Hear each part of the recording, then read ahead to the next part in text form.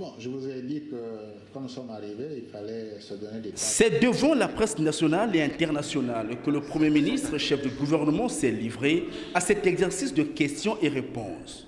Exercice qui lui a permis d'éclairer la lanterne du public sur un certain nombre de points relatifs au social des Congolais et aux questions liées à la culture et au sport.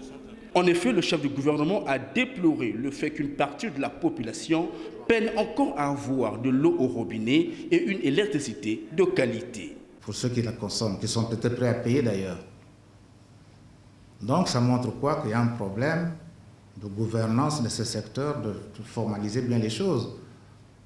Dans le cas de l'eau, nous avons pu avoir recours à des partenaires extérieurs comme Veolia, la Banque mondiale, la FD qui nous aident.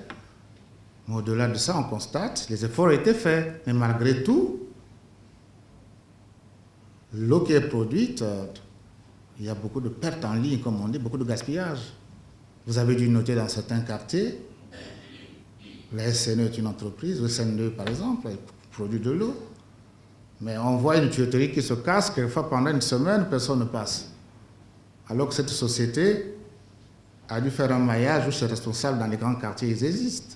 Ils doivent savoir, aujourd'hui avec les outils modernes, au centre, il va y avoir un système de gestion qui leur permet de savoir qu'à tel endroit, il y a une fuite d'eau et on va réparer, on va serrer au plus pressé.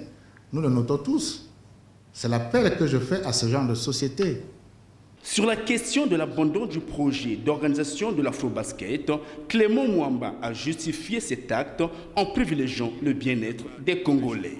Notre pays, sur 2-3 années, on a pris beaucoup d'engagements vis-à-vis de l'extérieur. On avait décidé souverainement, de façon responsable, qu'on devait héberger cette compétition chez nous, courant 2017. À 4 mois près, quand on me fait le point, dans les fameuses décisions gouvernementales, comité interministériel, on se rend compte que ça risque de poser problème, même si l'intention c'est de faire. J'ai demandé l'évaluation. Mais l'évaluation m'amène à des chiffres, j'ai dit compresser. On a compressé, mais on redit non, même si on compresse, ça ne sera pas plus de... C'est autour de 3 milliards et demi. Mais je ne les ai pas.